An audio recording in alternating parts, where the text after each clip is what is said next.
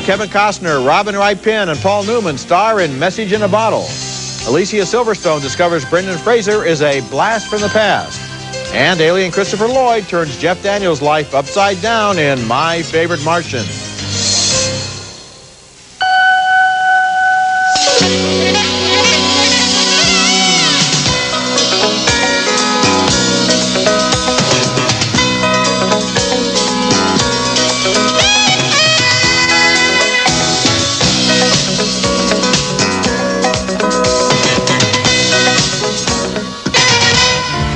Simply my beloved wife. Dear Catherine, forgive me for being so angry when you left. Chicago newspaper researcher Robin Wright Penn tracks down Kevin Costner, a man who sent a romantic message in a bottle, and that's in one of 5 new movies I'll be reviewing this week on Siskel and Ebert, plus a look at the Oscar surprises, both pleasant and disappointing.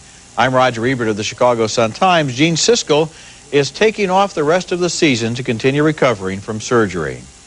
The first movie is Message in a Bottle, where the message arrives so slowly that the movie itself could have been put in a bottle and thrown into the ocean and gotten here just about as fast. It's a movie with very nice people in it who lead lives of admirable sensitivity, but it moves with the energy of an album of slow, romantic music, and I finally got just a little impatient waiting for the drama and crisis. Kevin Costner is a man whose wife died 2 years ago.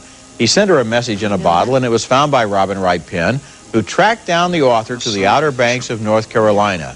He doesn't know here that she's read his message. Will you sail with me tonight?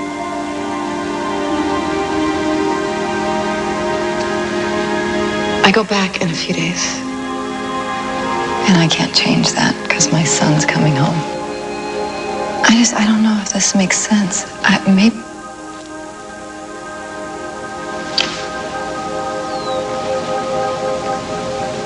Okay. Paul Newman adds enormous charm to the film as Costner's father, who tries to help out and stay out of the way at the same time. Good dinner. You were the best thing about it. You know, if I was about 150 years younger, you'd be in trouble, young lady. Where are you going? Taking my dessert on the beach. Eventually, it's time for Penn to return to Chicago, and this is the kind of labored dialogue they have to wade through. So will you come and visit me? You mean inland? I don't go inland. We have a lake. A big lake. Costner eventually agrees to go to Chicago and visit the woman he thinks he may be in love with. See you in a week. The hell you say? Not with your plane ticket sitting on the seat here. Now, everybody in the theater knows that Costner is sooner or later going to find out that Penn read his message, and then he'll feel betrayed. But the movie delays the discovery so long it becomes a distraction. We're sitting there in the audience saying, when is she going to tell him, or when is he going to find this out? And then at the end of the movie, the plot turns really goofy with a surprise ending that's arbitrary and unlikely and melodramatic and left me feeling manipulated. I like the actors. I like Kevin Costner, Robin Wright Penn, and Paul Newman. They're very good together. Newman has a great role in this movie.